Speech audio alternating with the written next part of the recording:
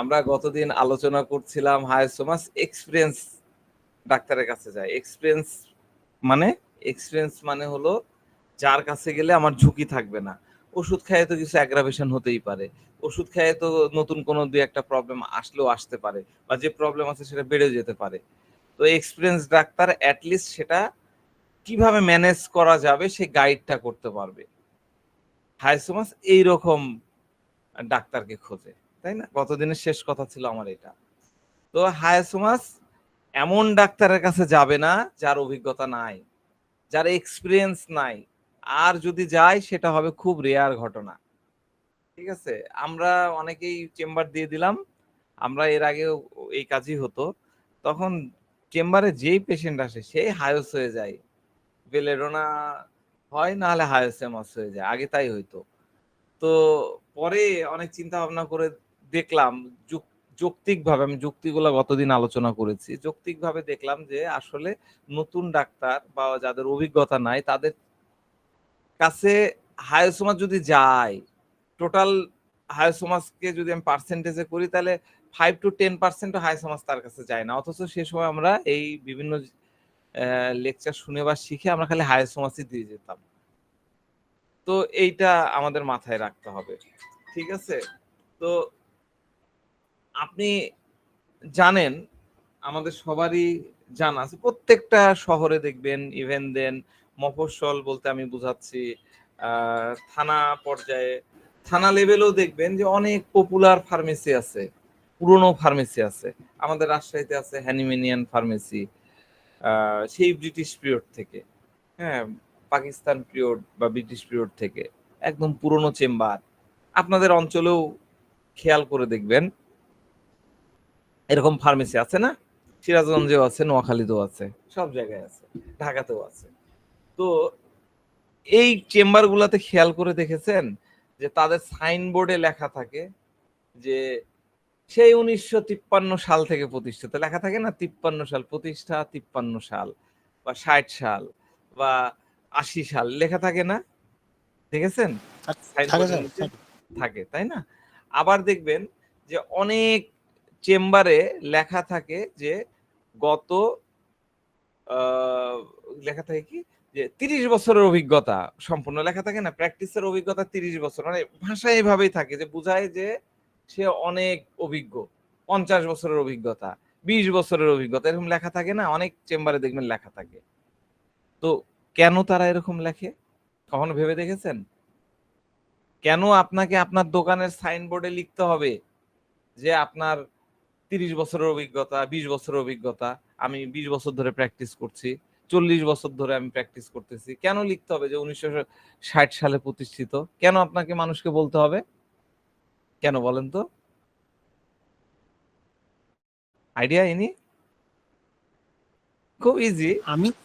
আমি অভিজ্ঞ এটা বোঝানোর জন্য। হ্যাঁ, মনে হয় এটা করে আর কি অনেকেই। হ্যাঁ, কি কারণে বললেন আনিস ভাই? নিজের মার্কেটিং এর জন্য যে আমি অনেক প্র্যাকটিস করছি। এটা একটা বিষয়। হ্যাঁ, আপা বলেন, কি বললেন? অভিজ্ঞতার কথা শুনে রোগীরা মনে করবে অনেক অভিজ্ঞ ব্যক্তি এতদিন এক্স্যাক্টলি, এটাই হলো মূল বিষয়। তাদের উদ্দেশ্য এটাই যে মানুষ যাতে তাকে বিশ্বাস করে যে আমার অনেক অভিজ্ঞতা আছে। হ্যাঁ, এরকম দেখলে বেসিক্যালি হয় কি, আপনি যখন আমাদের হ্যানিম্যানিয়ান ফার্মেসিতে যাবেন, ওই অনেক পুরনো সেলফ, পুরনো সে বিটি মেডিসিন তো দেখেছেন, হলুদ রঙের ব্ল্যাক ব্ল্যাক কর্ক লাগানো থাকে, খাপ লাগানো থাকে বোতলগুলোতে। ওগুলা দেখলে কিন্তু আলাদা ধরনের একটা কমফোর্টেবল ভাব চলে আসে, লোকজন কিন্তু কমফোর্টেবল মনে করে। তো হায়াসোমাসও মনে করে যে এই ডাক্তার সাহেবের যথেষ্ট অভিজ্ঞতা, এই ফার্মেসিতে যারা বসে তাদের যথেষ্ট অভিজ্ঞতা, তার কাছ থেকে চিকিৎসা নিলে আমি সেফ থাকবো। ইনার কাছ থেকে যদি আমি চিকিৎসা নিই, আমার অন্য কোনো প্রবলেম হবে না, আমার অ্যাগ্রাভেশন হবে না, আমার সাইড ইফেক্ট হবে না, আমি সেফ থাকবো। তো হায়াসোমাসের পার্টিকুলার চিন্তা একদম এটাই, এইরকম দোকান কেন্দ্রিক, এরকম প্রতিষ্ঠান কেন্দ্রিক, এবং সে সর্বদা এমন কিছু খুঁজে যাদের এক্সপিরিয়েন্স আছে। তাহলে যারা নতুন ডাক্তার তাদের কিন্তু হায়াসোমাসের গেলগা। তো এই হলো বিষয়, এটা একটা। পয়েন্ট, এটা আপনাদের মাথায় রাখতে হবে। তো যদি একজন হায়াসোমাস পেশেন্ট এসে আপনাকে বলে যে ডাক্তার সাহেব আমার লাইফে শুধুমাত্র 2জন ডাক্তার আছে, 2জন ডাক্তার আছে বা ছিল, কোনো হায়াসোমাস পেশেন্ট আপনার কাছে এসে যদি বলে তাদের একজন, আমি ওনার কাছে দীর্ঘদিন ওষুধ খেতাম, অনেক পুরনো অনেক অভিজ্ঞ ডাক্তার, অনেক বয়স্ক ডাক্তার, কিছুদিন আগে তিনি মারা গেছেন, এটা হলো একজন। তিনি মারা যাওয়ার পরে তার মতন এক্সপিরিয়েন্স ডাক্তার আমি খুঁজতে থাকি, কিন্তু এই শহরে এক্সপিরিয়েন্স ডাক্তার খুঁজে পাওয়াটা খুবই কঠিন।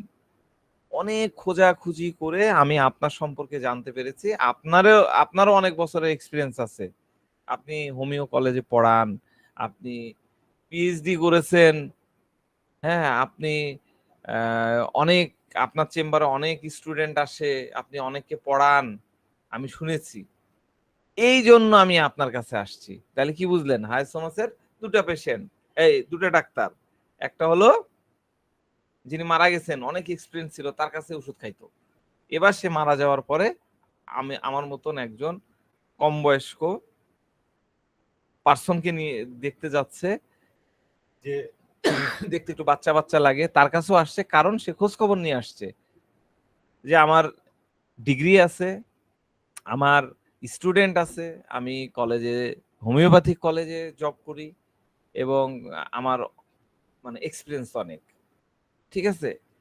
একটা কথা মনে রাখবেন, এই কথাটা খুব ভালো করে মাথায় রাখবেন, যে হায়াসোমাস তার ডাক্তারকে জীবনে কখনো ছাড়ে না, কখনো সে ছাড়বে না, নেভার এভার সে ছাড়বে না।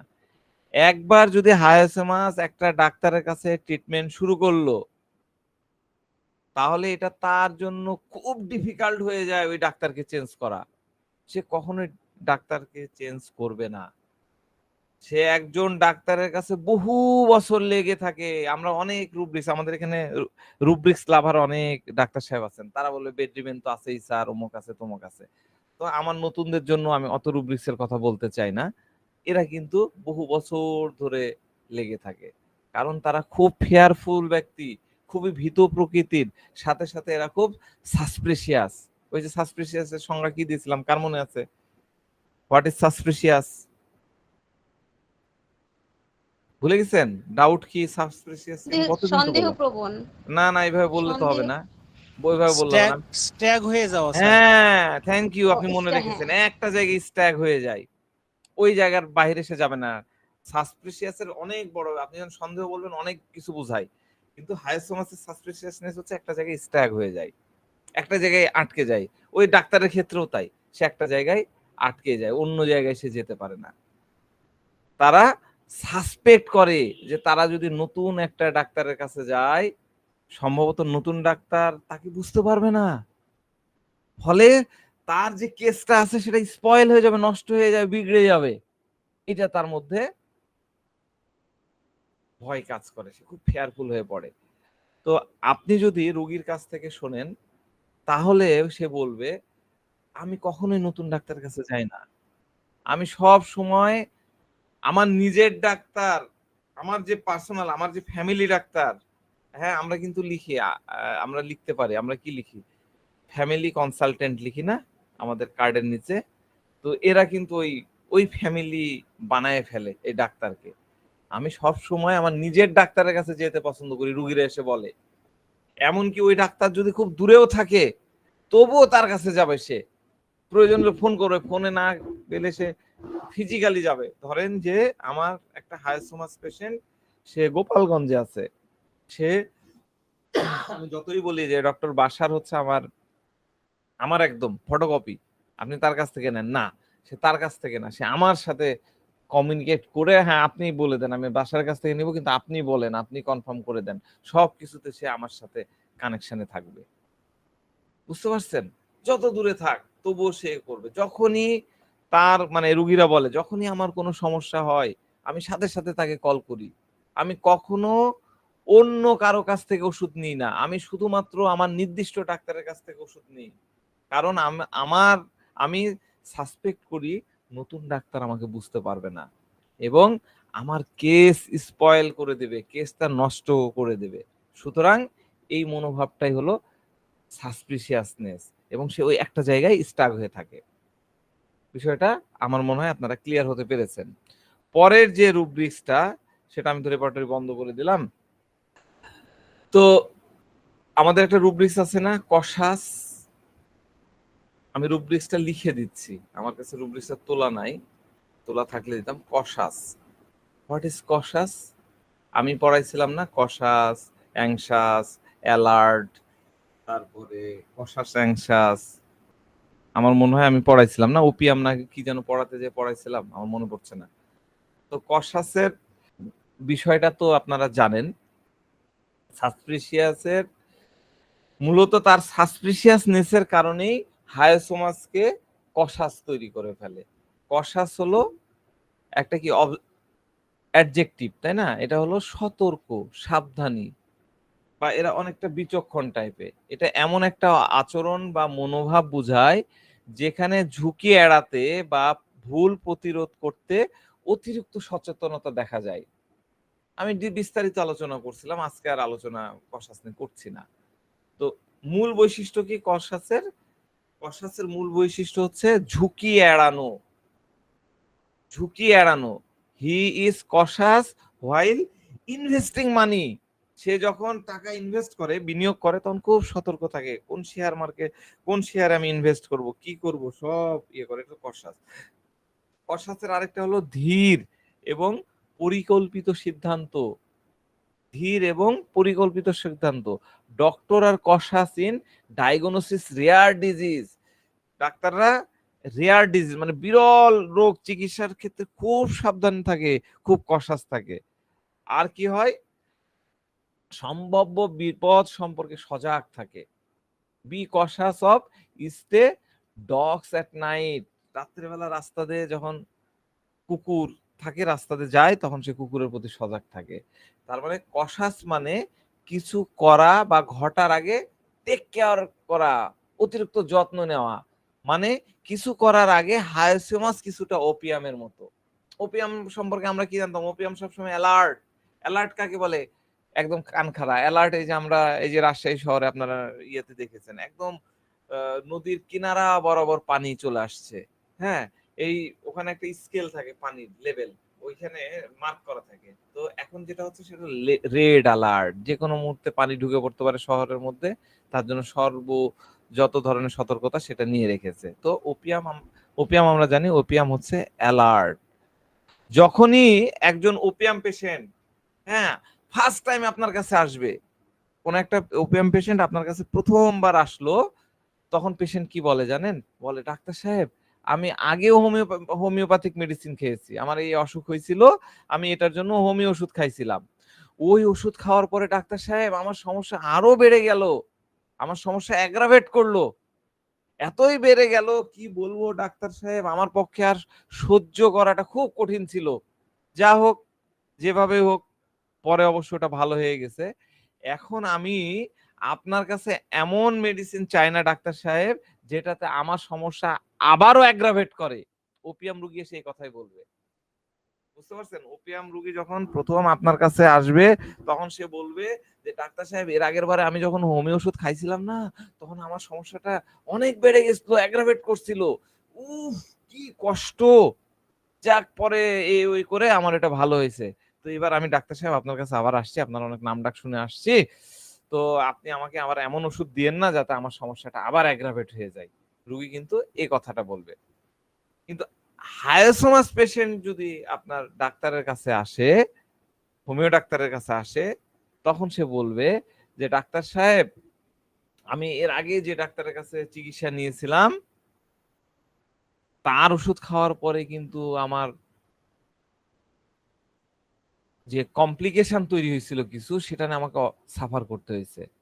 খুব কেয়ারফুলি শব্দগুলো বুঝেন। কমপ্লিকেশন, ঝামেলা তৈরি হয়েছিল, কিছু নতুন কিছু তৈরি হয়েছিল। হায়োসোমাস কিন্তু কখনোই বলবে না যে তার মূল সমস্যা বেড়ে গেছিল বা অ্যাগ্রাভেট করেছে, সে কখনো বলবে না, কখনোই না।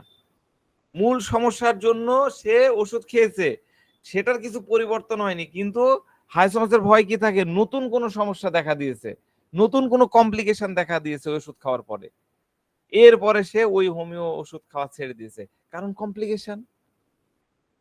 এখন সে যেহেতু শুনছে আমার সম্পর্কে, ভালো রেফারেন্স পেয়েছে, সে জেনেছে যে আমি এক্সপিরিয়েন্স ডাক্তার, আমার ডিগ্রি আছে, আমি স্টুডেন্ট পড়াই, অনেক রুগী আমার কাছে আসে, সম্ভবত আমি তাকে এমন ওষুধ দিব না যেটাতে তার আবার কমপ্লিকেশন তৈরি হয়ে যাবে, এই কারণে সে আমাকে চুজ করেছে, এই কারণে সে আমার কাছে আসছে। বুঝতে পারছেন? তাহলে ওপিয়াম আর হায়াসামাসের মধ্যে আমি যদি ডিফারেন্সিয়েট করি, পার্থক্য করি, তাহলে কি হবে?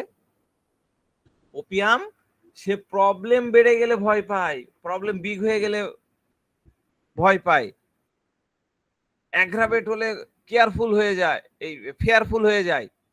কিন্তু হায়াসোমাস ভয় পায় তার সমস্যা ভালো হওয়ার পরিবর্তে নতুন আরেকটা সমস্যা দেখা দিতে পারে বা কিছু কমপ্লিকেশন থাকতে পারে, এবং যাতে তার লাইফ রিস্কি হয়ে যেতে পারে। রিস্ক, ওই যে রিস্ক ওয়ার্ডটা চলে আসছে, রিস্ক হয়ে যেতে পারে।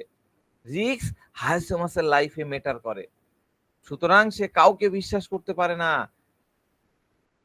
তার কাছে ডাক্তারের কাছে ভিজিট করাটাই কঠিন। ওই যে বললাম না, আগে থেকে আলোচনা করছি, অসুখ হয়েছে প্রথমে ডাক্তারের কাছে সে যেতে চায় না, পরিবারের লোকজনকেও বলতে চায় না। সে এটাও ভয় পায় যে যদি সে তার সমস্যা ডাক্তারকে বোঝাতে ব্যর্থ হয়, তাহলে ডাক্তার তাকে রং মেডিসিন দিতে পারে, ভুল মেডিসিন দিতে পারে। এজন্য সে সর্বদা একজন এক্সপিরিয়েন্স ডাক্তার খোঁজে, এবং এ কারণে সে তার সমস্যার জন্য এর আগে কোনো ইয়াং ডাক্তারের কাছে সে যায়নি বা যেতেও পারবে না। এমনকি যখন তার ঘনিষ্ঠ কেউ তাকে রিকমেন্ড করে যে ওই ওই ডাক্তার আছে, তুমি তার কাছে যাও, সে ভালো ওষুধ দিতে পারে, তো সে এসে দেখলো আমার মতন ইয়াং লাগে, বয়স বেশি কিন্তু দেখতে তো ইয়াং লাগে, সে এসে ঘুরে টুরে, না ডাক্তার তো কম বয়স লাগে, আবার এতগুলো ডিগ্রি লাগাই রাখছে, এই ডাক্তার এই চেহারা দেখে তো মনে হয় না, এই ডাক্তারের চেহারা দেখে মনে হয় না যে ডাক্তার এত বয়স হতে পারে, এতগুলো ডিগ্রি করতে তো 10-15 বছর লেগে যায়। ঘুরে টুরে ওই সন্দেহ নিয়ে ঘুরে টুরে সে চলে গেছে। আবার তার কাছে, এই তুমি যে ডাক্তারের কাছে পাঠালা, সে ডাক্তার তো ডিগ্রির কথা সব ঠিক আছে, কিন্তু ওর তো বয়স তো ওরকম মনে হচ্ছে না, তো এক্সপিরিয়েন্স মনে হচ্ছে না। না না না, তুমি আসলে বুঝোনি, ওনাকে দেখে বোঝা যায় না, ওনার বয়সে 2টা ছেলে আছে, ছেলেগুলো বড় বড়। এবার সে আরো খোঁজ খবর নিয়ে নিশ্চিত হলো যে না, এই ডাক্তার সাহেব তো আসলে আমি যেটা ভাবছি সেটা না, ইনার এক্সপিরিয়েন্স আছে, তিনি আমার কেসটা হ্যান্ডেল করতে সক্ষম, তিনি নলেজেবল, তিনি দক্ষ, এগুলা হ্যান ত্যান কনফার্ম হলো, হয়ে এসে তখন এসে ট্রিটমেন্ট নিল। বুঝতে পারছেন? তাহলে হায়াসোমাস আমাদের একদম নতুন যারা ডাক্তার, তাদের চেম্বারে ভিজিট করার সম্ভাবনা খুবই কম, 10%-এরও কম।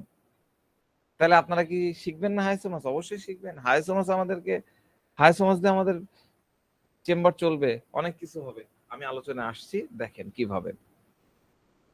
এরপরে আমরা আরেকটা রুব্রিক্স নিয়ে আলোচনা করব। কেন্টে রুব্রিক্সটা দেওয়া আছে, এখানে 5টা মেডিসিন দেওয়া আছে, সেটা হলো, আমি লিখে দিচ্ছি, groping as if dark in the, groping as if in the dark, groping as if in the dark. এটা সিনথেসিস রেপার্টরিতে দেওয়া আছে, gesture makes groping as if in the dark, এটাও আমি দিয়ে দিচ্ছি। এখানে আবার একটা মেডিসিন অ্যাড করেছে, ঠিক আছে। এই রুব্রিক্সটা ভালো করে দেখেন, কেন্ট দেখে আমরা দেখি, কেন্টের ভাষা জ্ঞান ডেফিনেটলি এখনকার ডাক্তারদের থেকে 100 গুণ বেটার। তিনি এমন ভাবে নিয়ে যায়, এখন গ্রপিং এর মধ্যে নিয়ে গেছে, জেস্টারের মধ্যে নিয়েছে, জেস্টার মানে হাত দিয়ে ইয়ে করে, কিন্তু এই গ্রপিংটা অনেক ডিপ লেভেলের মেডিসিন, মানে রুব্রিক্স, এটাকে বোঝার অনেক ওয়ে আছে, তো আমি এটা একটু চেষ্টা করি। এই রুব্রিক্সের মধ্যে আমরা ওপিয়ামকেও কিন্তু দেখতে পাচ্ছি, হায়াসোমাস ওপিয়াম দেখেন কত পাশাপাশি আছে, একদম পাশাপাশি মেডিসিন, অনেক জায়গায় পাশাপাশি চলে, আমরা অনেক সময় এটাকে ভুল করে ফেলি। তো গ্রপিং মানে কি? গ্রপিং মানে কি দেখেন, গ্রপিং মানে হচ্ছে হাতড়ানো, তাই না? হাতড়ানোর কিন্তু নির্দিষ্ট কোনো ডাইরেকশন, আপনি যখন কোনো কিছু হাতড়াচ্ছেন, এই যে হাতড়াচ্ছি, দেখতে পাচ্ছি না বলেই তো হাতড়াচ্ছি, তাই না? তো হাতড়ানোর কিন্তু নির্দিষ্ট কোনো ডাইরেকশন নাই, সে জানে না কোন দিকে যেতে হবে। গ্রপিং মানে এটা লিখে নেন। আর ডার্ক মানে কি? ডার্ক মানে যেখানে কোনো লাইট নাই, যা তাকে সুস্থ করবে না। তাই যখন সে লাইট পায় বা কেউ যদি তাকে ডাইরেকশন দেয়, সে তখন সেদিকেই মুখ করে। সুতরাং ওপিয়াম, হায়োসমাস, আরো এই যে মেডিসিন গুলো আছে প্লাম্বাম, স্টামোনিয়াম, যেদিকে লাইট পায় সেদিকেই যায়। বা কেউ যদি বলে যে ওই ডাক্তারের কাছে যেতে পারো, তুমি ওই ডাক্তার সাহেবকে দেখাতে পারো, সে তখন ওই দিকেই যাবে। এখানে ওপিয়ামের ক্ষেত্রে খুব গুরুত্বপূর্ণ যে সে যদি জানতে পারে যে ডাক্তারের কাছে যাচ্ছে, তিনি এমন ওষুধ দিবে না যাতে তার মূল সমস্যাটা আরো বেড়ে যায়। এটা ওপিয়ামের ক্ষেত্রে খুব গুরুত্বপূর্ণ। সে কনফার্ম হবে যে আমার মূল সমস্যা বেড়ে যাবে, আমি তাহলে ওই ডাক্তারের কাছে যাব না।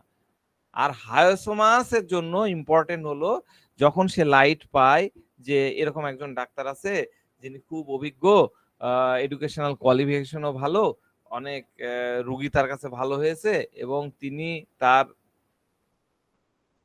যদি ট্রিটমেন্ট করেন তাহলে তোমার যে অবস্থা আছে সেটা আর খারাপ হবে না, তোমার এই বিষয়টা সে ভালোভাবে টেক কেয়ার করতে পারবে, তখন সে ওই রুগী ওই ডাক্তারের কাছে যাবে। অন্যথায় সে নিশ্চিত নয় কাকে সে দেখাবে বা কি করবে, ওই যে গ্রপিং ডার্কের মধ্যে থাকবে। তো এখানে একটা প্রশ্ন দাঁড়ায়, এমন কোন জিনিস আছে যা একজন হায়োসোমাস পেশেন্টকে ডাক্তারের কাছে যেতে বাধ্য করে? আমরা তো প্রথমে দেখলাম সে ইনডিফারেন্স, সে ডাক্তারের কাছে যেতে চায় না, ওষুধ খেতে চায় না, কিন্তু এখন তার মধ্যে কি তৈরি হলো, কি তাকে বাধ্য করলো একজন ডাক্তারের কাছে নিয়ে যেতে? যেমনটা আমরা শিখেছি যে কোনো সমস্যার প্রতি সে কি করে, ইনিশিয়াল রিয়াকশন হলো ইনডিফারেন্স, অতটা সিরিয়াস না। বেশিরভাগ কেসে হায়োসোমাস পেশেন্ট এসে বলবে যে তার ওষুধ খাওয়ার কথা ভাবার কারণ হলো যখন সে জানতে পারে, আপনি খেয়াল করে দেখবেন ম্যাক্সিমাম কেসগুলোতে, এবার খুব ডিপ লেভেলের মানে প্র্যাকটিক্যাল নলেজ আমি আপনাদের সাথে শেয়ার করতেছি, মানে মোস্ট অফ হায়োসোমাস কেসে আপনারা পাবেন পেশেন্ট এসে বলবে যে সে ওষুধ খাওয়ার কথা তার মাথায় আসলো, সে চাচ্ছে, কারণ সে জানতে পারছে যে এইরকম একটা সিমটম আরেকজন ব্যক্তির ছিল, সেও তার মতন ওই সমস্যাগুলোকে ইগনোর করছিল। পরে তার অসুস্থতা আরো জটিল আকার ধারণ করে এবং একটা পর্যায়ে যায় সে ডেড। এটা জানার পরে এই বিষয়টা তাকে, এই হায়োসোমাসকে ট্রিটমেন্ট নিতে স্টিমুলেট করে, আপনার কাছে আসতে স্টিমুলেট করে। আমি কি বুঝাতে পারলাম? রোগী ইনডিফারেন্স ছিল, অসুস্থ ছিল কোন একটা প্রবলেম নিয়ে, ঠিক আছে, সে আসতো না, কিন্তু সে জানতে পারলো তার কোন একটা রিলেটিভ বা তার কোনো পরিচিত একজন এরকম সমস্যা নিয়ে, এই সমস্যা এত বড় হয়ে গেছে যে তার একদম লাইফ হেল হয়ে গেছে, সে লাইফ থ্রেটেনিং হয়ে গেছে, সে মারা গেছে। এটা জানার পরে না না না, তাহলে তো আমাকে এখন ট্রিটমেন্ট করতে হবে, এটাই হলো তার স্টিমুলেশন। সুতরাং আপনারাও এরকম অনেক হায়োসোমাস পেশেন্ট পাবেন যারা শুধুমাত্র এই কারণেই আপনার কাছে আসছে যে তারা শুনেছে যে তার প্রতিবেশী বা তার কোনো বন্ধু বা অন্য কেউ তার মতন একই রকম সিমটম ছিল এবং সেও ওই সমস্ত সিমটম গুলো উপেক্ষা করছিল, পরে সে মারা গেল। এবার সে ভাবতে শুরু করে, ওহ বাপরে বাপ, এরকমটা তো আমার সাথেও ঘটতে পারে, এখন অবশ্যই আমাকে ডাক্তারের কাছে যেতে হবে, না হলে হয়তো তার মতন আমারও হয়ে যাবে, আমিও হয়তো মরে যাব। বুঝতে পারছেন? তো ওপিয়াম এবং হায়োসোমাসের মধ্যে পার্থক্য হলো উভয় পার্সনই প্রথমে শুরুর দিকে ডাক্তারের কাছে যায় না, এটা মিল। আর পার্থক্য কি হলো, তারা ডাক্তারের কাছে যাবে না এবং অপেক্ষা করতে পছন্দ করে। কিন্তু ওপিয়াম পেশেন্ট তখনই ডাক্তারের কাছে যাবে যখন সে উপলব্ধি করে যে যদি ওষুধ সে না খায় তাহলে তার পার্টিকুলার প্রবলেম আরো বেড়ে যাবে, তার যে সমস্যাটা ছিল সেটা আরো বেড়ে যাবে, বিগ প্রবলেম হয়ে যাবে। আর হায়োসোমাস পেশেন্ট তখনই ডাক্তারের কাছে যাবে যখন সে উপলব্ধি করবে যে তাকে ব্যবস্থা নিতে হবে, এর কারণ এটা এখন ডেঞ্জারাস কিছু হয়ে যেতে পারে, এই কারণে সে ডাক্তারের কাছে যাবে। তো হায়োসোমাস পেশেন্ট ডাক্তারের কাছে যাওয়ার একমাত্র কারণ হলো যখন সে সমস্যাটিকে অবহেলা করার পরিণতি নিয়ে চিন্তিত হয়ে পড়ে। সে ডাক্তারকে বলে যে সমস্যাটা তার নিজে থেকে ভালো হয়নি, তাই এখন সে ভয় পাচ্ছে, হয়তো ডেঞ্জারাস কিছু আছে, এবং পরবর্তীতে তার লাইফের জন্য থ্রেটেনিং হয়ে যাবে, ক্ষতিকর হয়ে যাবে। এখন এই পেশেন্ট নিজেকে রিপ্রোচ করছে, নিজেকে তিরস্কার করা শুরু করলো যে এই সমস্যাটা নিয়ে এইভাবে কালক্ষেপণ করা আমার উচিত হয়নি, আমার উপেক্ষা করা উচিত হয়নি। সে বলবে, ডাক্তার সাহেব, আমি মনে করি আমি ভুল করেছিলাম, আমার ভুল হয়েছে, আমার সমস্যাটা আমি নেগলেক্ট করেছি, আমার উপেক্ষা করাটা আমার মোটেই উচিত হয়নি, আমার আরো আগে আপনার কাছে আসা উচিত ছিল, আমি জানি না কেন আমি এতদিন এই সমস্যাটা উপেক্ষা করেছি, কিন্তু এখন যখন আমি এই সমস্যাটার পরিণতি সম্পর্কে শুনেছি বা জেনেছি, তারপর থেকে না ডাক্তার সাহেব আমি খুব অরিড। প্রথমত, কেন আমি এটা উপেক্ষা করলাম বা নেগলেক্ট করছি? ওপিয়াম পেশেন্ট তখনই ডাক্তারের কাছে যাবে যখন সে ভয় পাবে যে তার বর্তমান সমস্যা, যা দীর্ঘদিন ধরে সে নেগলেক্ট করে আসছে, তা আরো বেড়ে যাবে, আরো বড় হয়ে যাবে। যদি সে চিকিৎসা না নেয়, তখন এমন স্তরে পৌঁছাবে যা সে আর সহ্য করতে পারবে না, একদম এক্সট্রাভ্যাগেন্স হয়ে যাবে। হায়াসোমাস তখনই ডাক্তারের কাছে যাবে যখন সে ভয় পাবে যে তার সমস্যা, যা সে নেগলেক্ট করে আসছিল এবং ভাবছিল যে এটা একটা অর্ডিনারি প্রবলেম, যা এখন আর অর্ডিনারি হয়ে নাই, এবং হয়তো মানে সিরিয়াস লেভেলের এমন একটা কিছু হতে যাচ্ছে যা সম্পর্কে তার কোনো আইডিয়া নাই, বা সে যদি আরো কিছু সময় ধরে এটা নিয়ে ইগনোর করে, তাহলে পরে সে যদি জানে যে এটা আরো ডেঞ্জারাস হয়ে যাবে এবং এই রোগের আর ট্রিটমেন্ট হবে না, ইনকিউরেবল ডিজিজ হয়ে যাবে, এই জন্য সে একদম অরিড হয়ে সে আপনার কাছে ট্রিটমেন্ট নিতে আসবে। সুতরাং এই হায়াসোমাসের ক্ষেত্রে আমাদের আরেকটা রুব্রিক্স আছে, এই রুব্রিক্সটাও আমার লিখে নেওয়া হয়নি, সেটা হলো ফেয়ার কনস্ট্যান্ট অফ এভরিথিং। আমি লিখে দিচ্ছি, fair constant of everything. Fair constant of everything, what is constant of everything?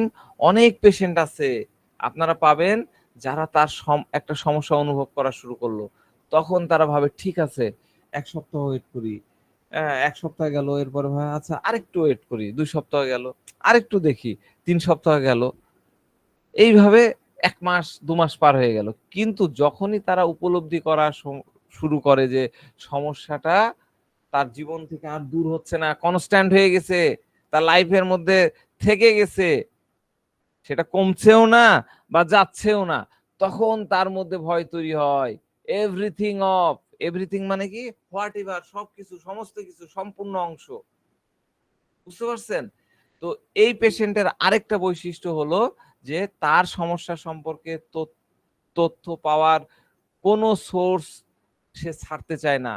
সে যে কষ্ট নিয়ে, সে যে রোগে ভুগছে, যে তার যে সাফারিং আছে, এই সংশ্লিষ্ট যত তথ্য আছে সব সে কালেক্ট করবে। সে নিজেই কালেক্ট করবে বা তার পরিবারের সদস্যদের কাছ থেকে কালেক্ট করবে, বন্ধু বান্ধবদের কাছ থেকে কালেক্ট করবে, ইন্টারনেট থেকে যতটা তথ্য সংগ্রহ করা সম্ভব সে করবে, জার্নাল থেকে কালেক্ট করার চেষ্টা করবে, পত্রিকা থেকে সে কালেক্ট করবে, গোপনে লাইব্রেরিতে যাবে, যে ওই সংশ্লিষ্ট তথ্য নিয়ে কি বই আছে সেগুলো নিয়ে ইয়ে করবে, কিন্তু সব কিছু সে করবে গোপনে। এটা নোট করে নেন, তথ্য কালেকশন করবে কিন্তু সব কিছু করবে গোপনে। সে কখনোই কাউকে বলবে না যে কেন সে ইনফরমেশন গুলা চাচ্ছে, মানে সে অন্যদেরকে এমন ভাবে জিজ্ঞাসা করবে যে ওই ব্যক্তি জানতেই পারবে না যে সে ইনফরমেশন গুলা কেন নিতে চাচ্ছে, সেটা কি তার নিজের জন্য নিতে চাচ্ছে নাকি অন্য কারোর জন্য।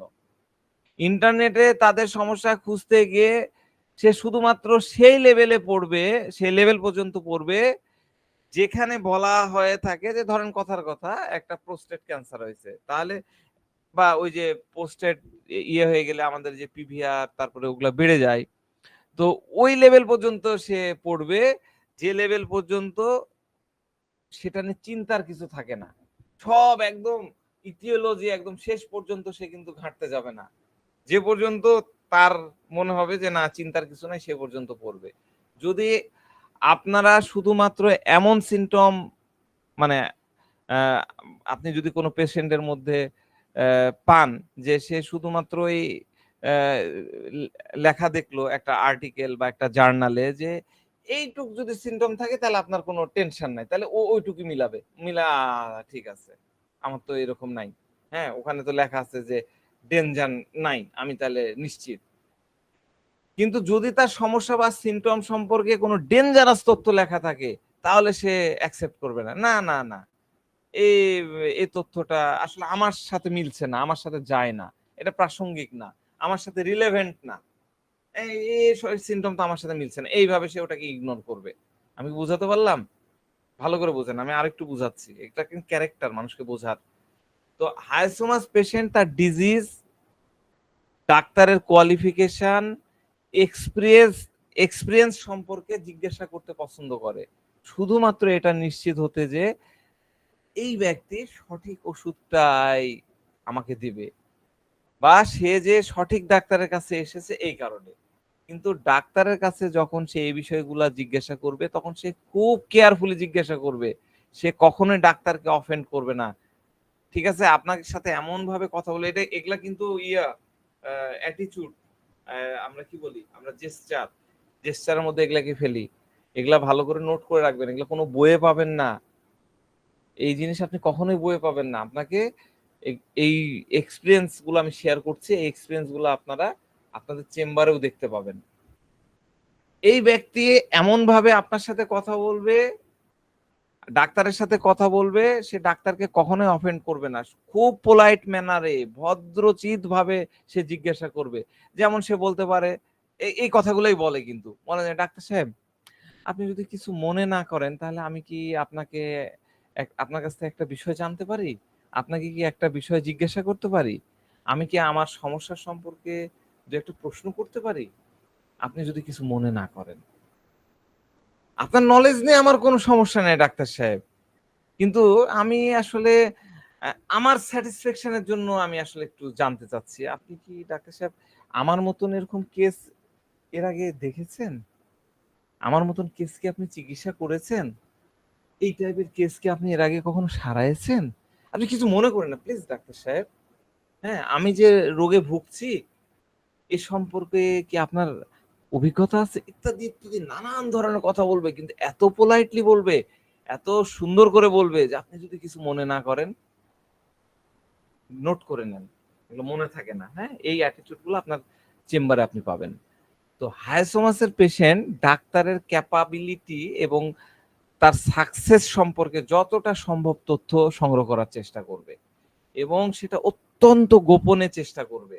আমি এরকম হায়াসোমাস পেশেন্ট দেখেছি, সে অলরেডি 2-3 বার 4 বার পর্যন্ত আমার সাথে কথা বলে গেছে, ভিজিট করে গেছে বিভিন্ন ভাবে, আমি বুঝতেই পারিনি যে সেটা রুগী, এবং দীর্ঘদিন পরে আবার এসে তখন বুঝতে পারলাম যে সে রুগী। অত্যন্ত গোপনে এই তথ্যগুলো সে কালেকশন করে। কেস টেকিং এর সময় সে আবার সেটা প্রকাশও করে দিতে পারে, অনেক সময় বলেও দিতে পারে যে ডাক্তার সাহেব আগেও আমি আপনার কাছে আসছি, আপনার সাথে কথা বলে গেছি, আপনি হয়তো মনেই করতে পারছেন না। সে বলবে, হ্যাঁ সে বলবে যে আমি নিশ্চিত হয়েছি যে আপনি একজন অভিজ্ঞ ডাক্তার, আপনার ভালো খ্যাতি আছে, আপনার বেশ যশ আছে, আপনার অনেক রুগী হয়, আপনি রুগীকে পর্যাপ্ত সময় দেন এবং প্রত্যেকটা রুগীকে আপনি মনোযোগ দিয়ে দেখেন, আপনি টাকার পেছনে ছোটেন না ডাক্তার সাহেব, আমি দেখেছি, আমি খোঁজ নিয়েছি। তো একজন হায়াসোমাস পেশেন্ট যদি কোনো অপরিচিত কেউ ধরেন যে কিছু দিল, সে খাবার দিল, খাবার খেতে দিল, তাহলে সে সেটা নেবে না, সে সেটা গ্রহণ করবে না। যদি তাকে কেউ নতুন কিছু দেয়, ধরেন যে আমি তাকে বললাম যে আপনি পিঙ্ক সল্ট খাবেন, তো সে ততক্ষণ পর্যন্ত না খাবে যতক্ষণ পর্যন্ত সে নিশ্চিত হবে পিঙ্ক সল্টে কি কি কন্টেইন আছে, পিঙ্ক সল্টের উপাদানগুলা কি কি, এর মধ্যে কোনটা কি পরিমাণে আছে, এবং সেটাতে তাকে সন্তুষ্ট হতে হবে, নিশ্চিত হতে হবে, তারপরে নিশ্চিত হওয়ার পরে সে ওটাকে খাবে, না হলে সে খাবে না। বুঝতে পারছেন? তো সে কিন্তু আপনি পিঙ্ক সল্ট সাজেশন দিলে সে কিন্তু জিজ্ঞাসা করবে, কিছু যদি মনে না করেন, এটা কেন আপনি বলছেন, এটা তো ওষুধ না, এটা কেন খেতে হবে, এর কন্টেন্ট গুলা কি হতে পারে, এর অরিজিন কি, বাজারে তো অনেক ধরনের ভেজাল থাকে, অরিজিনাল চিনবো কি করে, আচ্ছা ডাক্তার সাহেব এটা কি পিঙ্ক কালারের হয়, ডিফারেন্ট টাইপ অফ প্রশ্নগুলা বলবে। তো এরকম ক্ষেত্রে রুব্রিক হলো ইনকিউসিটিভ। হ্যাঁ, ইনকিউসিটিভ আমি রুব্রিক্সটা দিয়ে দিই, এটা লিখে নেন।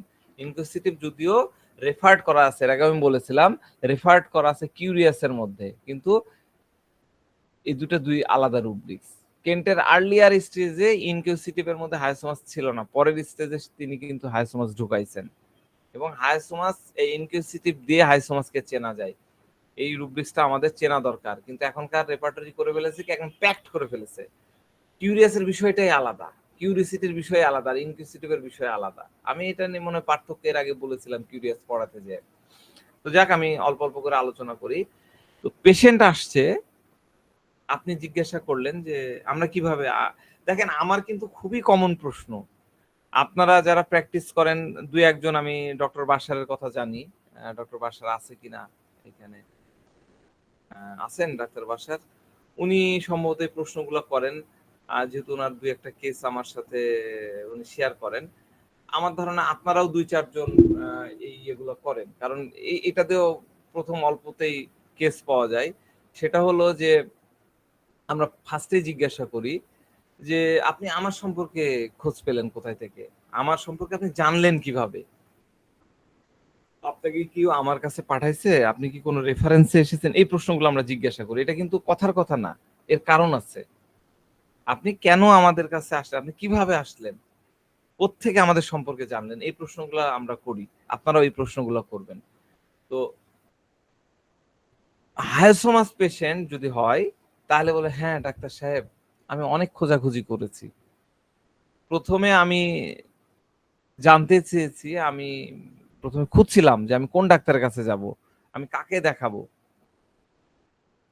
বা হয়তো বলতে পারে যে আমি এখানকার এক্সপিরিয়েন্স ডাক্তারের সন্ধান করছিলাম, আমি গুগলে সার্চ দিয়েছিলাম best doctor in homeopathy Rajshahi, অথবা আমি ফেসবুকে লিখেছিলাম কোনো গ্রুপে, অথবা আমার পরিচিত বিভিন্ন সোর্সে আর কি, সে তার মতন করে বলবে আমি এক্সপিরিয়েন্স ডাক্তার সন্ধান করছিলাম, তখন আমি আপনার সম্পর্কে জানতে পারলাম। কিন্তু এরপরেও আমি স্যাটিসফাইড ছিলাম না, এরপরে আমি আপনার সম্পর্কে ইন্টারনেটে আরো খুঁজলাম, সেখানে আমি আপনার জানতে পারলাম, আপনার রিভিউ দেখলাম, অনেক লোক আপনার সম্পর্কে ভালো লিখেছে, গ্রুপগুলোতে আপনার সম্পর্কে ভালো রিভিউ দিয়েছে। হ্যাঁ, আপনি একজন ভালো ডাক্তার, আপনি রোগীকে অনেক মনোযোগ দিয়ে শুনেন, আপনি টাকার পেছনে ছোটেন না, আপনি অনেক কেস, বড় বড় কেসের মধ্যে ভালো করেছেন, ইত্যাদি ইত্যাদি বিভিন্ন রিভিউ দেখলাম। তাই আপনার কাছে যাওয়াটা কোনো ডেঞ্জার না, আমার আপনার কাছে রুগী তো ডেঞ্জার বলবে না, মানে রুগী বুঝাবে এইভাবে, তাই আমার কাছে মনে হলো আপনার কাছে আমি যেতে পারি, আপনার কাছে গেলে আমার ক্ষতি হবে না, তার মানে ডেঞ্জার হবে না, তাই না? এই জন্য আমি আপনার কাছে এসেছি। তো এত কিছু রোগী আমার কাছে আমার সম্পর্কে জানলো, বুঝলো, তারপরে আসলো, ঠিক আছে? ওই যে স্পাইং আমরা রুব্রিক্স শিখেছিলাম, আমি ওই রুব্রিক্সটার কথা এখন বলতেছি না, পরে আবার বলবো নি। তো এরপরেও কিন্তু রুগী আপনার কোয়ালিফিকেশন সম্পর্কে জানতে চাইবে, প্রথমবারে অনেক রুগী আপনার কোয়ালিফিকেশন সম্পর্কে জানতে চাইবে। এবার সব ঠিক আছে ডাক্তার সাহেব, আপনি যদি কিছু মনে না করেন, দেখেন কত সুন্দর করে বলছে, আপনি যদি কিছু মনে না করেন, ইফ ইউ ডোন্ট মাইন্ড ডাক্তার সাহেব, প্লিজ ডোন্ট মাইন্ড ডাক্তার সাহেব, রুগীরা বলে please don't mind, don't take it otherwise, এগুলো বলে না রুগীরা, আপনারা দেখবেন শিক্ষিত রুগীরা নানান টাইপের এই টাইপের কথা বলে। হ্যাঁ, ডোন্ট টেক ইট আদারওয়াইজ। হ্যাঁ, আপনি যদি কিছু মনে না করেন, তাহলে আমি কি আপনাকে একটা প্রশ্ন করতে পারি, একটু একটু প্লিজ কিছু মনে করেন না। এখন হায়াসোমাস কি বললো জানেন, কি বললো, আপনি যদি মানে সে প্রথম শুরুটা কি বললো, আপনি যদি আপত্তি না করেন, আপনি যদি কিছু মনে না করেন, ইফ ইউ ডোন্ট মাইন্ড, এইটা হলো স্টার্টিং লাইন, এই লাইন দিয়ে কিন্তু সে এই প্রশ্ন শুরু করবে, এটা লিখে নেন। আপনি যদি আপত্তি না করেন, আপনি যদি কিছু মনে না করেন, if you don't mind, don't take it otherwise, এই টাইপের কথা দিয়ে সে স্টার্ট করবে।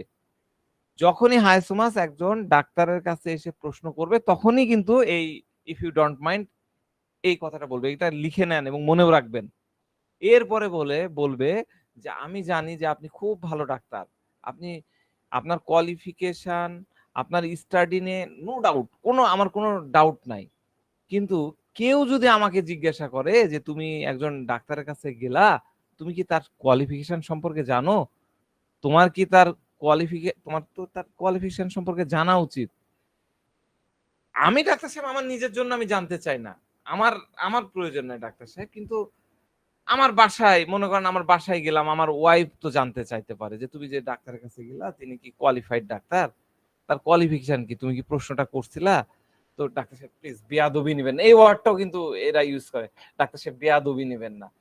সিনিয়র মানুষ এসে এই ওয়ার্ড ইউজ করে, হ্যাঁ, যে আপনাকে প্রশ্ন করাটা খুব বেয়াদবি হয়ে যাচ্ছে, একজন ডাক্তারকে প্রশ্ন করা তার কোয়ালিফিকেশন সম্পর্কে খুবই বেয়াদবি ডাক্তার সাহেব। কিন্তু আসলে বিষয়টা ডাক্তার সাহেব, সে যদি জানতে চায় আমি আসল ডাক্তারের কাছে গেলাম নাকি একজন কোয়াক ডাক্তার বা ফেক ডাক্তারের কাছে গেলাম, হ্যাঁ, এই কারণে আমি জানতে চাচ্ছি ডাক্তার সাহেব, আপনি তো একটা স্বীকৃত প্রতিষ্ঠান থেকে সার্টিফাইড, তাই না? রোগীরা কিন্তু এইভাবে মেলা ব্যাখ্যা করে আপনাকে বলবে, এই কথাগুলোই বলবে, এই ল্যাঙ্গুয়েজেই বলতে হবে তা না, তার ভাবনাটা এরকম হবে, আপনারা খেয়াল করে দেখবেন। কখনো কখনো রুগী একদম ডাইরেক্টলি জিজ্ঞাসা করে, আমাকে এসে জিজ্ঞাসা করে যে ডাক্তার সাহেব আপনি কোথা থেকে পড়ালেখা করেছেন, মানে ওইখানে আমাদের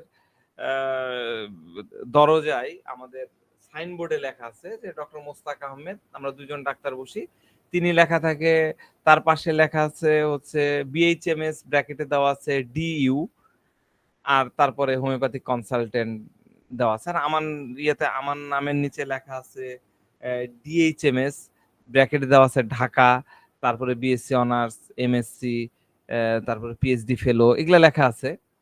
তো এই কারণে তখন ওই রুগী এগুলা দেখে, আজকে একজন রুগী এসে বলে আপনাদের দুজনের মধ্যে পিএইচডি করা কি, রুগী এসে কিন্তু এইভাবে বলতেছিল যে পিএইচডি কে করেছেন, উনি আবার এলোপ্যাথি ডাক্তার, হ্যাঁ। আচ্ছা যাক, ওই প্রসঙ্গ বাদ, ওই ওনার কেস নিয়ে পরে আলোচনা করবো। তো রুগী এসে বলে যে আপনি যে হোমিওপ্যাথি পড়ালেখা করছেন কোথায় থেকে করেছেন? তো এই সময় আপনি সরাসরি বলে দিবেন না, আপনি তাকে বলবেন যে আপনি কেন এটা জানতে চাচ্ছেন, আমি কোথা থেকে ডিগ্রি নিতে চাচ্ছি এটা আপনি তো না জানলে চলবে, আপনি কেন জানতে চাচ্ছেন? তখন না না ডাক্তার সাহেব, আমি জানতে চাচ্ছি না, আমি জানতে চাচ্ছি না, আমার এক বন্ধু আসলে বলেছিল তো যে আপনি কোথায় থেকে কি করছেন, সেই কারণে আমি জিজ্ঞাসা করলাম। আপনি জানেন না, আপনি তো জানেন যে আমাদের এখানে কোয়াক হোমিও ডাক্তার একদম ভর্তি, এই পড়ুয়া বই পড়ে সব দুটা বই পড়েই চেম্বার খুলে ফেলে, তারা তো রিয়েল হোমিওপ্যাথি না। দেখেন কত বড় ওয়ার্ড ইউজ করছে, রিয়েল হোমিওপ্যাথি না, তারা শুধু সাইনবোর্ডে লেখে যে রিয়েল হোমিওপ্যাথি প্র্যাকটিশনার, হ্যাঁ, তারা লেখে যে আমরা ভারত থেকে উচ্চতর শিক্ষা নিয়ে আসছি, অনেকে আবার কি কি সব এসএসআরআইস আরো কি কি সব লেখে, হ্যাঁ। তো আমরা এখান থেকে ডিগ্রি পেয়েছি, কিন্তু আপনার ওখানে দেখলাম অনেকগুলো ডিগ্রি, আপনি কোত্থেকে তাইলে করলেন, হ্যাঁ, আর তাদের ওখানে তো কি কি সব লেখা থাকে তো বুঝি না। তো আমি শুধু আসলে জানতে চাই যে আমি তাদেরকে বলতে চাই, আমার বন্ধুদেরকে বলতে চাই যে আপনি কোয়াক না, হ্যাঁ। তো আমরা বললে, এই জন্য আমি যদি বলি তাহলে আপনি আরো ফেমাসও হতে পারবেন, হ্যাঁ। এই কারণে আমার দরকার যে আপনি আসলে যে ঢাকা লেখা আছে এটা আসলে কোথায়, এইভাবে কিন্তু এটা হাইসমাস বলে। তাহলে হাইসোমাস পেশেন্ট আপনার কাছ থেকে কিছু জানতে চায়, কিন্তু এমন ভাবে সে আপনাকে প্রশ্ন করবে যাতে আপনি অফেন্ডেড না হন, আপনি আপত্তি করতে না পারেন। এটা হলো হাইসোমাসের একটা কোয়ালিটি, একটা প্রধান কোয়ালিটি। কিন্তু সে প্রশ্ন করা থেকে নিজেকে কন্ট্রোল করতে পারে না, সে বিভিন্ন ইনকুয়েসিটিভ, তো সে কিন্তু প্রশ্ন করতেই থাকে, জানার বিষয়গুলা নিয়ে থাকেই। এই বিষয়টা তার মধ্যে খুব প্রিডোমিনেন্ট আমরা কাকে বলি, যেটা তার মধ্যে বারবার হতে থাকে, সেটাকে আমরা প্রিডোমিনেন্ট বলি। তাহলে হাইসোমাসের এই ইনকুয়েসিটিভ যে রুব্রিক্সটার কথা বললাম, এটা হলো সবসময় প্রিডোমিনেন্ট। বুঝতে পারলেন? হায়োসোমাসের আরেকটা ইম্পর্টেন্ট ফিচার হলো এরা শুধুমাত্র ভালো অংশটাই জানতে চাইবে, সে কখনোই খারাপ অংশ পড়বে না বা শুনতে চাইবে না। একটু উদাহরণ দিয়ে বিষয়টা বুঝাই। একজন হায়োসোমাস পেশেন্ট আসলো, এসে আপনাকে জিজ্ঞাসা করবে, ডাক্তার সাহেব আপনি কি বলতে পারেন আমার এই সমস্যাটা কি? এই যে আমার অনেক বছর ধরে মাথা ব্যথা হচ্ছে, এই যে ব্যথা এখান থেকে এখানে এই ব্যথা হয়। তাহলে হায়োসোমাস পেশেন্ট কিভাবে শুরু করলো? মনে করেন একজন মাইগ্রেনের রোগী আসছে, মাথা ব্যথার সমস্যা, এসে এইভাবে শুরু করবে যে ডাক্তার সাহেব আমার অনেক বছর ধরে মাথা ব্যথা করে, এর জন্য আমি কখনো ডাক্তারের কাছে যাইনি। যখনই মাথা ব্যথা হয়েছে তখনই আমি এটাকে খুব নর্মাল মনে করতাম, কিছুক্ষণ শুয়ে থাকতাম, হ্যাঁ, একটু মাথা ম্যাসেজ ট্যাসেজ করতাম, এই গামছাতে একটু পেঁচায় বাঁধতাম, বাস আমি একটু ইয়ে করলাম, ঠিক হয়ে গেলাম। মাঝে মধ্যে দেখা যাচ্ছে করে কাজ হতো না, তখন প্লেন নাপা বা ওই রকম পেন খেলে খেলাম, না হলে নাই, কিন্তু আমি পেন কিলার কিন্তু কখনো ওইভাবে খাইনি। যদি দুই একটা নাপা খেয়ে থাকি, প্লেন একদম প্লেন, এর বাইরে আমি কিছু না। তো এটা নিয়ে আমি কখনোই তেমন কিছু ভাবিনি। এবার ট্রিটমেন্ট শুরু করার কারণ হলো আমার একজন বন্ধু ছিল, তারও এরকম মাথা ব্যথা ছিল। তো সেও বিভিন্ন ডাক্তারদের কাছে যেত, এই থেকে ওই হতে হতে পরবর্তীতে তার ব্রেন ক্যান্সার ধরা পড়লো, তার ব্রেন ক্যান্সার বা ব্রেন টিউমার ধরা পড়লো। পরে জানলাম যে সে ওই ব্রেন টিউমারে মারা গেছে। তার অনেক বছর ধরে মাথা ব্যথা ছিল, তারপরে ব্রেন টিউমার ধরা পড়ার পরে সে মারা গেল। এটা জানার পরে আমি খুব অরিড হয়ে পড়ি। এখন আমার কিছু তো তার মতন হতে পারে ডাক্তার সাহেব, যদি আমারটাও ব্রেন টিউমার হয়, ডাক্তার সাহেব আপনি কি মনে করেন আমার এই ব্যথাটা আমার কি ব্রেন টিউমার হয়েছে, আমার কি ব্রেন টিউমার আছে? ভালো করে খেয়াল করেন, রুগী এভাবে বলে। আগে বলতো না, ওই যে বন্ধুর হয়েছে, এবার সে আসছে। এখন ডাক্তার হিসাবে আপনাকে কিন্তু বলতেই হবে, বা আমার কাছে যদি রুগীটা আসে আমি কিন্তু ডাইরেক্টলি বলবো যে আমি কিভাবে বলতে পারবো যে এটা আপনার ব্রেন টিউমার? বাহির থেকে দেখে কি আমি বলতে পারবো যে আপনার ভিতরে ব্রেন টিউমার আছে না অন্য কিছু?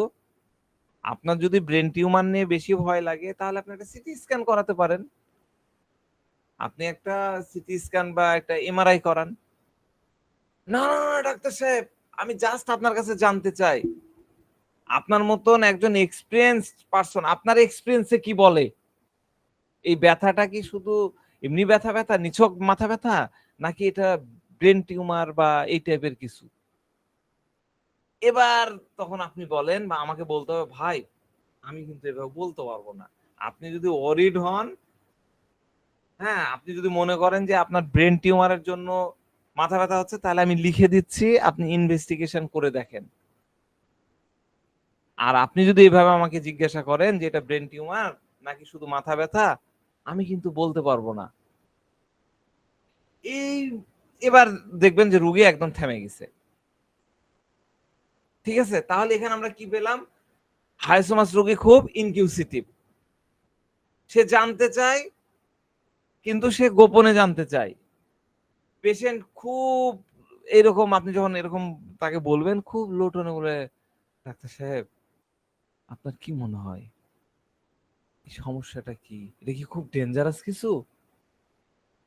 আবার আপনি বলেন যে না আমি বলতে পারবো না ভাই, ডেঞ্জারাস কি ডেঞ্জারাস না, শুধু আপনি যদি ইনভেস্টিগেট করেন, আমি লিখে দিই, আপনি রক্ত পরীক্ষা করেন, এক্সরে করেন, তারপরে আমি বলে দিতে পারবো যে এটা ডেঞ্জারাস কিনা। আমি শুধু সিমটম শুনে তো বলতে পারি না। এখন হায়োসোমাস কিন্তু এই সিটি স্ক্যান, এক্সরে বা এমআরআই এগুলা করতে চায় না, সে কখনোই করবে না। আপনি যতই তাকে পিড়াপিড়ি করেন না কেন, যতই চাপ দেন না কেন, আপনার যতই কমিশনের জন্য লিখে দেন না কেন এটা এটা এটা টেস্ট করবেন, আমাদের হোমিও ডাক্তাররাও কিন্তু এখন কমিশনের জন্য টেস্ট করায়।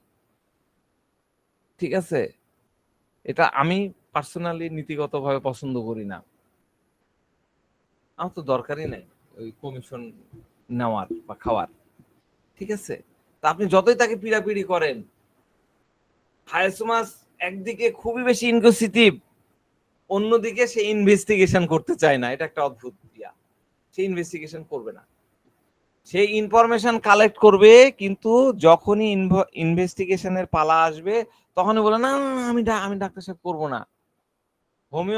হোমিওপ্যাথির জন্য হায়াসোমাস পেশেন্ট আমি মনে করি খুবই আশীর্বাদ। কারণ হোমিওপ্যাথরা মানে হয় কি, হোমিওপ্যাথের কাছে কেন পছন্দ করে? হায়াসোমাস তো আসলে আমাদেরকে অনেক টাকাও দিয়ে যায়। আপনাকে কিন্তু বার্গেনিং করবে না, আপনাকে অনেক টাকা পয়সা দিবে। আপনি যেভাবে দিবেন, ভালো ওষুধ নিতে গেলে ভালো দাম দিতে হয়, বুঝাতে পারলে সে অনেক টাকা দিবে। হায়াসোমাস কিন্তু আমাদের জন্য একটা খুব ভালো মার্কেট প্লেস। হ্যাঁ, কেন? কারণ বেশিরভাগ হায়াসোমাস হোমিওপ্যাথিতে আসে। কারণ কেন কেন আসে জানেন? যে আমরা কি মনে করি যে হোমিওপ্যাথি ভালো, হোমিওপ্যাথি খেলে দ্রুত ভালো হবে, হোমিওপ্যাথি নিরাপদ, এর কোনো সাইড ইফেক্ট নাই, পার্শ্ব প্রতিক্রিয়া নাই। এটা কিন্তু সম্পূর্ণ সত্য না হায়াসোমাসের ক্ষেত্রে। তারা কি সত্য? তারা হোমিওপ্যাথির কাছে কেন আসে? কারণ তারা হোমিওপ্যাথির কাছে আসে যে আমাদের হোমিওপ্যাথিতে কি রোগ নির্ণয় মানে ডায়াগনোসিস বা বিভিন্ন টেস্টের কি প্রয়োজন আছে? আমাদের কিন্তু ওরকম প্রয়োজন পড়ে না। আপনি জানলেন, ইনভেস্টিগেশন করে নাম জানলেন টিউমার, কিন্তু টিউমার দিয়ে তো আমাদের ওষুধ নাই। এটা কিন্তু হাইসোমাস পেশেন্ট ওই যে পড়ালেখা করছে, ইনফরমেশন কালেক্ট করছে, করে কিন্তু সে জানে। এই কারণে সে হাইসোমাস পেশেন্ট আপনার কাছে আসছে। যখন একজন হাইসোমাস পেশেন্ট আপনার কাছে এসে বলবে যে আপনি একজন ভালো ডাক্তার, আপনি একজন অভিজ্ঞ ডাক্তার, এসব কিছু মিথ্যা কথা। ওগুলা হলো ফ্ল্যাটারিং।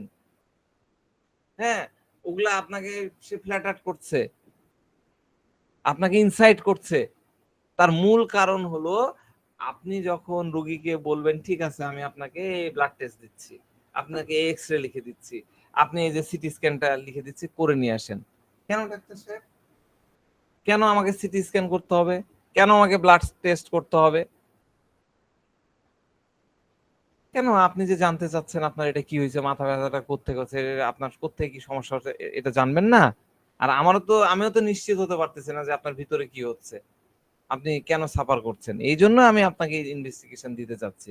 এবার রুগী বলবে কিন্তু ডাক্তার সাহেব একজন হোমিও ডাক্তার, আমি তো জানি হোমিও ডাক্তার ডায়াগনোসিস বা টেস্টের তো কোনো প্রয়োজন পড়ে না মেডিসিন সিলেকশনে, আপনার কি প্রয়োজন হচ্ছে? ঠিক আছে, আমি একজন হোমিওপ্যাথ, কিন্তু আমিও জানতে চাচ্ছি যে আপনার কিসের চিকিৎসা দিতে হবে, আপনার প্রধান রোগ কি। হ্যাঁ ঠিক আছে, আমি আপনার রোগ সিমটম বা মেডিসিন দিয়ে রোগ সিমটম বা ডিজিজের নাম দিয়ে আমি মেডিসিন প্রেসক্রাইব করব না, তবুও আমি আপনার সমস্যাটা কি এটা জানতে চাচ্ছি। তখন ও ডাক্তার সাহেব, আমি কখনোই ভাবতে পারি না যে একজন হোমিও ডাক্তার এরকম হোমিও ডাক্তারের মেডিসিন সিলেকশন করতে ডায়াগনোসিসের প্রয়োজন পড়ে। হ্যাঁ, আমি ডাক্তার সাহেব আপনার কাছে ট্রিটমেন্ট করাবো না, আমি আসি ডাক্তার সাহেব, পরে আমি আজকে ওষুধ দেবো না, পরে আসবো। রুগী কিন্তু এভাবে আপনার কাছে, আপনি যদি খুব পিরাপিরি করেন, রুগী কিন্তু আপনার কাছে চলে যাবে। এবার সে চলে যাওয়ার পরেও সে কিন্তু চিন্তিত যে কেন ওই ডাক্তার বারবার ডায়াগনোসিসের প্রয়োজনের কথা বললো। ওই যে মনের মধ্যে বীজ ঢুকাই দিলেন, ওইটা কিন্তু খুঁজলি তার মনের মধ্যে চুলকাবে। সুতরাং হাইসোমাস পেশেন্ট কখনোই রোগ ডায়াগনোসিসে যাবে না। কেন কেন সে অ্যালোপ্যাথি ডাক্তারের কাছে যেতে চায় না? এটাও কিন্তু একটা কারণ। কারণ সে ভয় পায় যে ডাক্তার এই ডায়াগনোসিস এক গাদা দিবে, দিয়ে তার সম্পর্কে ডেঞ্জারাস কিছু একটা বলতে পারে, এখন কিছু হাইসোমাস পেশেন্ট বলবে যে তারা ইনভেস্টিগেশনের জন্য যেতে পারে, দেন লিখে দেন আমি যাচ্ছি। এরকম কিন্তু হতে পারে। সব একদম 100% হাইসোমাস যে আপনার টেস্ট করতে চাইবে না বা এমআরআই এক্সরে করতে চাইবে না, এরকমটা না। দুই একজন বা কিছু পার্সেন্টেজ ইনভেস্টিগেশন করতে চাইতে পারে, কিন্তু তারা কখনোই রিপোর্ট দেখবে না, কখনোই না। কিছু পেশেন্ট এসে বলবে যে ডাক্তার সাহেব ল্যাব থেকে রিপোর্ট পাইছি, এই যে রিপোর্ট দিয়ে একটা খাম আপনার হাতে ধরাই দিল, আমি খামটা এখনো খুলিনি। অথবা যে ফাইল দেয়, ফাইল একদম একদম টোনটাইট, ওই যে আমরা আর্সেনিক বা নাক্স ভূমিকার ফাইলের মতন একদম আসছে, খুলেও দেখেনি, ভাঁজও খুলেনি। এখন সে দিয়ে বলবে যে দেখেন তো আমার কি সমস্যা হয়েছে। সুতরাং হায়াসোমাস ধরার এটাও কিন্তু একটা উপায়। আপনি হায়াসোমাসকে কনফার্ম এইভাবেও করতে পারেন। মনে করেন একজন হায়াসোমাস রিপোর্ট হায়াসোমাস রোগী আপনাকে রিপোর্ট নিয়ে এসছে, একটা ফাইল বা একটা খাম নিয়ে আসছে, খামের মুখটা বন্ধ থাকবে, আপনি বুঝতেই পারছেন, মানে দেখলে তো বোঝা যায় যে খাম থেকে সে কাগজই বাইর করে, খুলেই নি, 10 দিন আগে হয়তো রিপোর্টটা সে পাইছে, খুলেই নি 10 দিনে। আপনি তাকে সহজ প্রশ্ন করেন, আপনি কি রিপোর্ট দেখেছেন, বা এই রিপোর্ট নিয়ে কারোর সাথে আলোচনা করেছেন, বা ল্যাবে জিজ্ঞাসা করেছেন যে কি সমস্যা? না না না, ডাক্তার সাহেব আমি জিজ্ঞাসা করিনি, আমি শুধু, আপনি বলছেন আমি রিপোর্ট করাইছি, রিপোর্টটা নিয়ে আপনার কাছে আসছি, আর আমাকে বলবেন না এতে কি আছে, আমি জানতে চাই না, কারণ রিপোর্টে যদি রং কিছু দেখি আমি ভেঙে পড়বো। আমার ব্লাড টেস্ট করতে বলেছেন, আমি ব্লাড টেস্ট করাই আনছি, ওখানে কি আছে এটা আমাকে বলার দরকার নেই, ওটা ওখানে যা আছে আপনি দেখেন, দেখে আপনি বুঝে যান, আমি ওটা দেখতেও চাই না। এইরকম রুগীরা বলে, পাইছেন এরকম রুগী কখনো? বলে জায়গাটা পাইছেন, খেয়ালই করেননি, পাইছেন শহীদুল ভাই? হ্যাঁ ভাই পেয়েছি। পেয়েছেন, ঠিক জি। আছে, ভেরি গুড।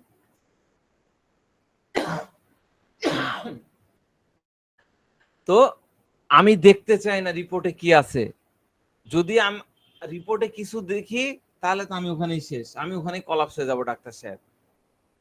তো একটা রুগী আসছিল, হার্টের প্রবলেম ছিল, তো রুগী বলছে যে ডাক্তার সাহেব আপনি কি মনে করেন আমার হার্টের কোনো প্রবলেম হয়েছে, হৃদরোগ হয়েছে?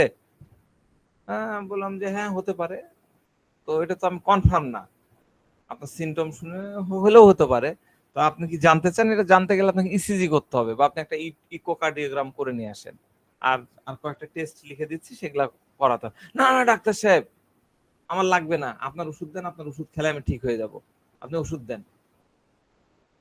ঠিক আছে, আমি জাস্ট জিজ্ঞাসা করলাম আপনার কি মনে হচ্ছে যে আমার হার্টের কোনো ঝামেলা হয়েছে কিনা? আরে না, আপনি জানতে চাচ্ছেন এর জন্য বললাম, ইসিজিটা করাই না, ইসিজি করতে তো সমস্যা না। না না না ডাক্তার সাহেব, কেন? না মানে ডাক্তার সাহেব ইসিজিতে যদি রং কিছু আসে তাহলে তো আমি ওখানে হার্ট ফেল করে মরবো। হ্যাঁ, এরকম বলার সময় দেখবেন যে রুগী কাঁপতেছে, তার গলা কাঁপতেছে বা হাত কাঁপতেছে, এটা খেয়াল করবেন, দেখা যায়। তাহলে কি হলো, একদিকে হায়াসোমাস পেশেন্ট হলো ইনকিউসিটিভ, অন্যদিকে লাইট অ্যাভারশন টু সান, আমাদের আছে কি সানস লাইট, আমাদের রুব্রিক্স কি আছে, লাইট অ্যাভারশন টু সান, আমি রুব্রিক্সটা দিয়ে দিচ্ছি, লাইট অ্যাভারশন টু সান। কি বোঝা যাচ্ছে? একদিকে জানার জন্য খুবই আগ্রহ, সাথে সাথে না না না না এটা আমার জানা যাবে না, সে তার সমস্যা সম্পর্কে লাইট পছন্দ করে না।